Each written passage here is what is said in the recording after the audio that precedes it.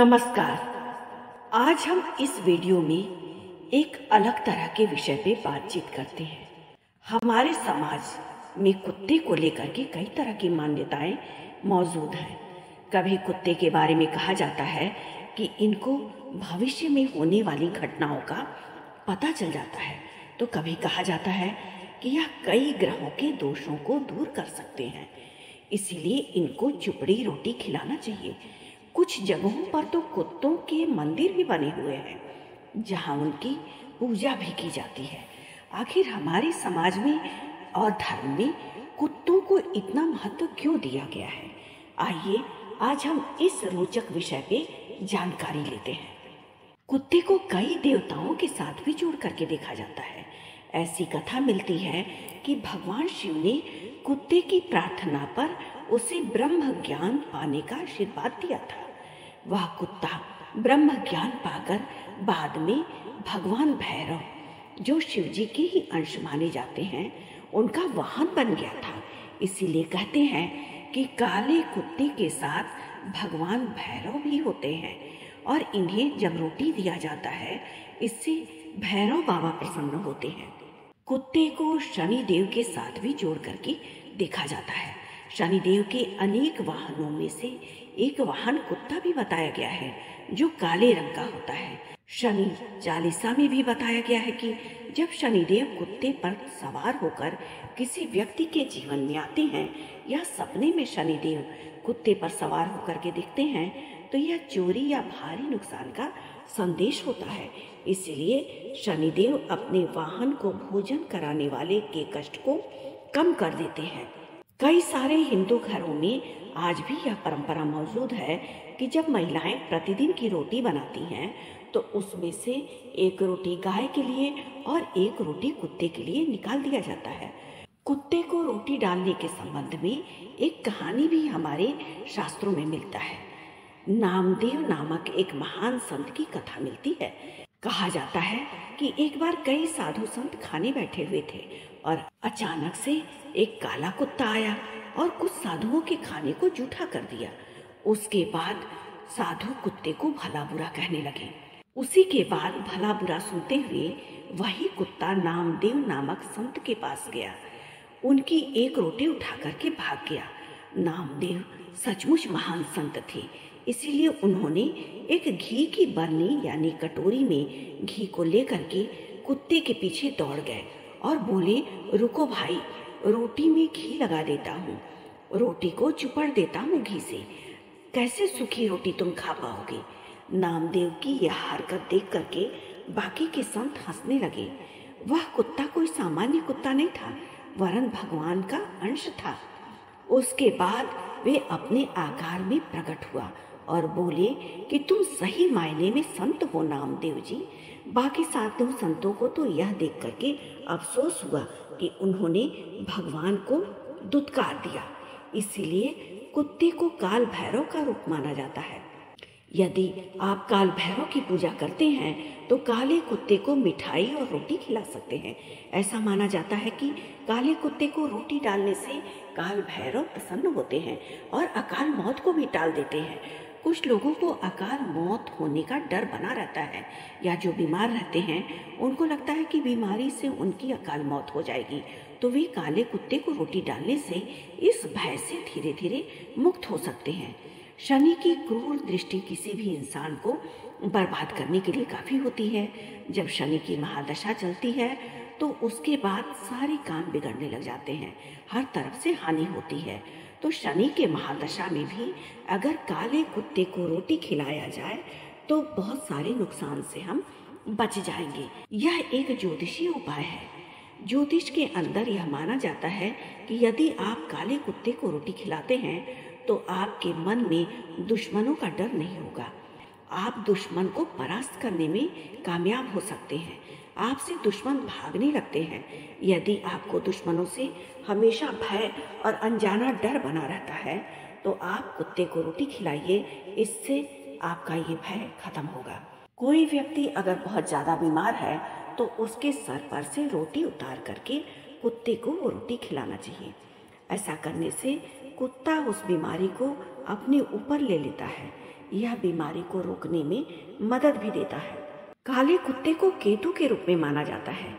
अगर आप काले कुत्ते को रोटी खिलाते हैं तो इससे केतु ग्रह प्रसन्न होते हैं और आपके जीवन में जो स्वास्थ्य संबंधित समस्याएं देते हैं उसमें थोड़ा आराम भी मिलना शुरू हो जाता है।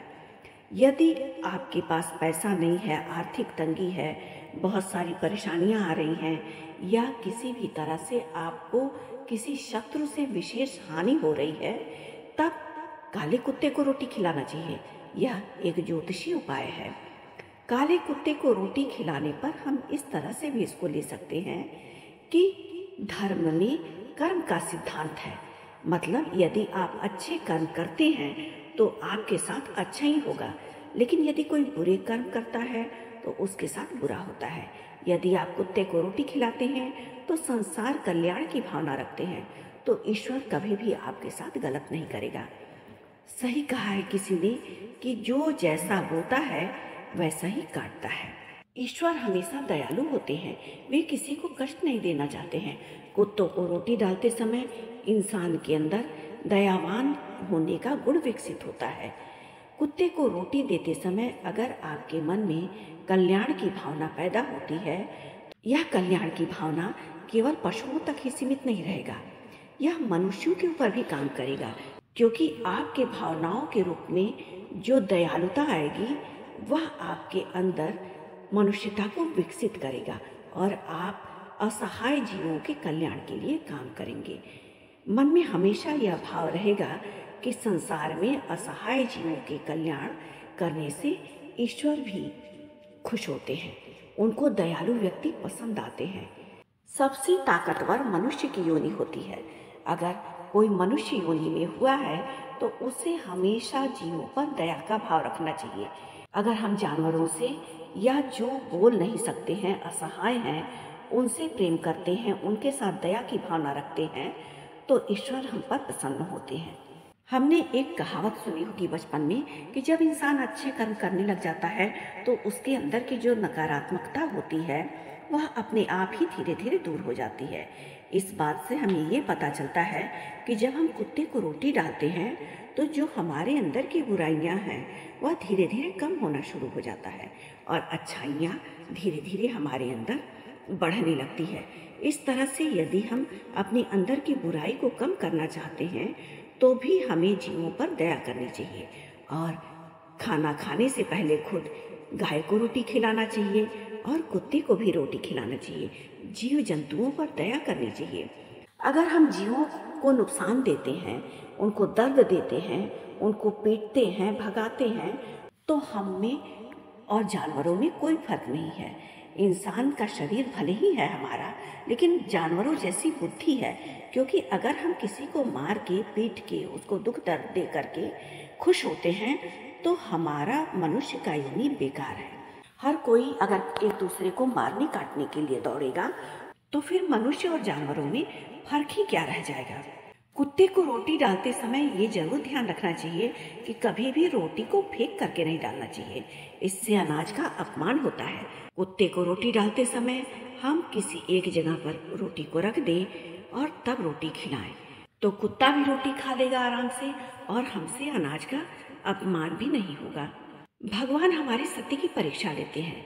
जीवों पर दया करके हम भगवान के कितने करीब जाते हैं और अगर हम पुण्य कर्म करते हैं तो वो पुण्य कर्म हमारे इकट्ठा होकर के हमारे बुरे वक्त में कैसे काम देते हैं, इसको हम एक कहानी से भी समझ सकते हैं।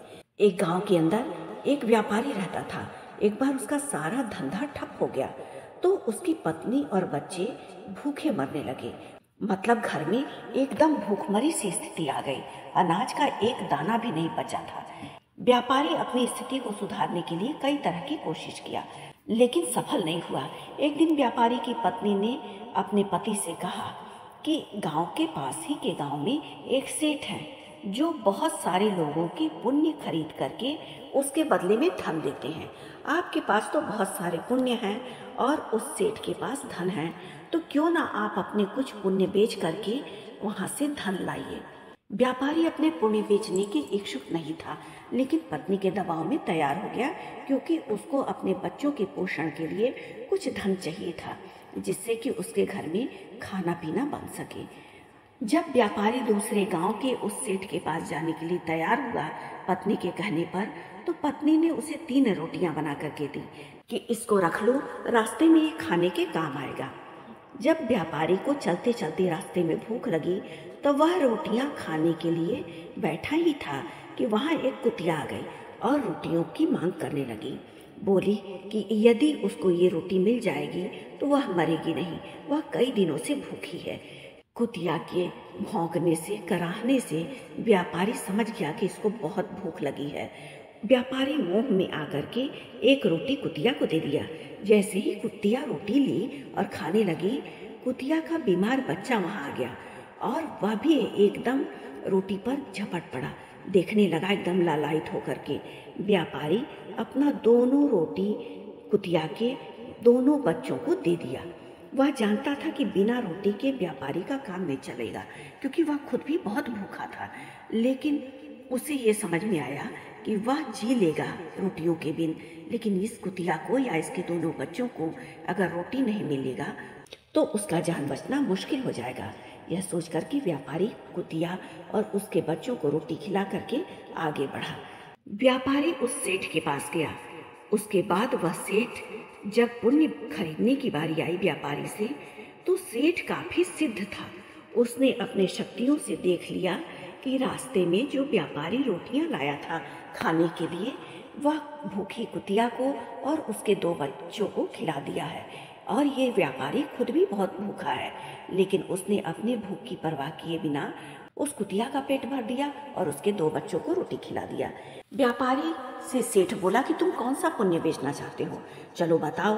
तो व्यापारी को याद ही नहीं था कि वह अभी कोई एक और भी पुण्य करके आ रहा है। वो अभी सोच में पड़ा ही था कि कौन सा पुण्य सेठ को मैं समर्पित करूं जिसके बदले में मुझे कुछ धन मिले, उसको लेकर के मैं अपने घर जाऊं और अपना व्यापार भी फिर से चलाऊं और कुछ पैसों से अपने परिवार का पोषण करूं। तभी सेठ ने उसे बताया कि अभी जो तुम 3 रोटियों का रास्ते में दान करके आए हो, मतलब जो 1 रोटी कुतिया को खिलाए हो और 2 उसके बच्चों को खिलाए हो, उसी पुण्य को तुम मुझे बेच दो। चलो मैं उन्हीं रोटियों की तरह से 3 रोटियां मंगाता हूँ और तराजू के एक पलड़े पर रखता हूँ और दूसरे पलड़े पर उन्हीं रोटियों के वजन का मैं हीरा रखता हूँ। व्यापारी एकदम भौचक होकर के सेठ को देखने लगा कि इनको कैसे पता चला कि मैं खुद भूखा रह करके अपनी रोटियां किसी और को खिला दिया, क्योंकि मुझे तो अभी ये बात याद भी नहीं था। तब सेठ बोला कि मैं ऐसी सिद्धियां पाया हूँ कि अपनी शक्तियों से देख लिया कि तुम खुद भूखे रह करके दूसरे को अपनी रोटियां खिला दिए हो। जब तराजू के पलड़े पर रोटियों के बराबर हीरा और जवाहरात रखा जाने लगा, हीरा जवाहरात रोटियों का मोल नहीं कर सका। तब सेठ ने कहा कि ये तुम्हारा पुण्य जो है वो बेचने लायक नहीं है। ये जो तुम पुण्य किए हो वो अपने स्वभाव के अनुसार किए हो। तुमने पुण्य कर्म करने से पहले ये सोचा भी नहीं था कि मैं खुद भूखा रह करके किसी और का पोषण कर रहा हूँ। सेठ की ये बात सुनते हुए व्यापारी एकटक सेठ की तरफ देखता रहा। उसके बाद 3 रोटियां जो तराजू के एक तरफ डाली गई थी, वो हीरे और जवाहरात रोटियों को उठा न सके। सेठ हैरान था, क्योंकि ये पहली बार हो रहा था। उसने तो लोगों के पुण्य पहले भी खरीदे थे, लेकिन कभी भी ऐसा नहीं हुआ था। सेठ बोला कि सचमुच तुम ईश्वर के सच्चे इंसान हो। तुमने जो भी पुण्य किए हैं उनको कोई खरीद ही नहीं सकता, क्योंकि जो भी तुमने पुण्य किए हैं वो सिर्फ लोक कल्याण की भावना से ही किया है। पुण्य करते समय तुम ये भी नहीं सोचते हो कि भगवान हमारा भला करेगा। तुम केवल अपना कर्तव्य पूर्ति करना और नेक इरादे से ही कल्याण करते हो दूसरों का। इसीलिए तुम्हारे पुण्य को कोई खरीद नहीं सकता। इंसान यहाँ अपना पुण्य दे करके कुछ लेने आता है, लेकिन तुम्हारा पुण्य ऐसा नहीं है कि उसको खरीदा जा सके। मैं तुम्हारा पुण्य नहीं खरीद रहा हूँ, बल्कि खुशी से मैं तुमको कुछ अपने व्यापार को आगे बढ़ाने के लिए धन समर्पित करना चाहता हूँ और तुम्हारे बच्चों के पोषण के लिए कुछ श्रद्धा और भक्ति के साथ तुम्हें देना चाहता हूँ, क्योंकि मैं तुम्हारी मनुष्यता को देख करके, कर्तव्य परायणता को देख करके बहुत भावभूरित हो गया हूँ। व्यापारी सेठ से कुछ धन लेकर के अपने नगर को लौट आया और अपने धन से फिर से एक बार व्यापार को शुरू किया और अपने परिवार का पोषण भी करने लगा। इससे ये पता चलता है कि अगर हम मनुष्य योनि में हैं तो हमें हमेशा जीवों पर दया करना चाहिए, हमेशा परोपकार की भावना रखनी चाहिए और उस परोपकार के बदले में हमें कुछ मिले, अगर ये सोच करके हम परोपकार करते हैं तो वो परोपकार नहीं रह जाता है। इसीलिए कभी भी वापसी के सोच के साथ कोई नेक कर्म नहीं करना चाहिए।